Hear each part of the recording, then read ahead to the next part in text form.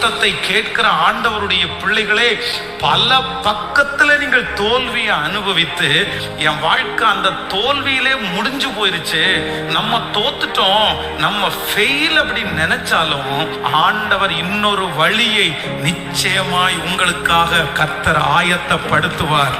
நீங்க முயற்சி எடுத்த 90% காரியங்கள் தோல்வி அடைந்திருந்தாலும் என் தேவனாகிய கர்த்தர் உங்களுக்காக ஒரு புதிய வழியை கர்த்தர் திறந்து, புதிய பாதையை திறந்து, உங்களுக்கு அனுபவமே இல்லாமல் உங்களுக்கு தெரியாத அந்த பாதையிலே நான் நம்புகிறேன் கர்த்தர் உங்களை ஜெயிக்க பண்ணுவேன் என்று வாக்கு கொடுக்கிறார். உங்கள் தோல்விகள் ஜெயமாய் மாறும். உங்கள் தோல்விகளை கர்த்தர் ஜெயமாய் மாற்றுவார்.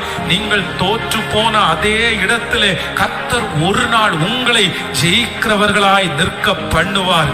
தோல்வி நிரந்தரமானது அல்ல. தோல்வி உங்களுக்காக குறிக்கப்பட்டது அல்ல.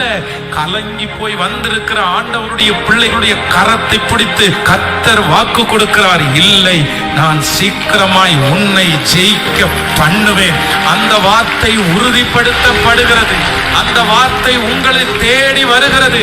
ஆண்டவரே, எங்களை எல்லா இடத்திலையும் ஜெயிக்க பண்ணுகிற கர்த்தர் அவர்.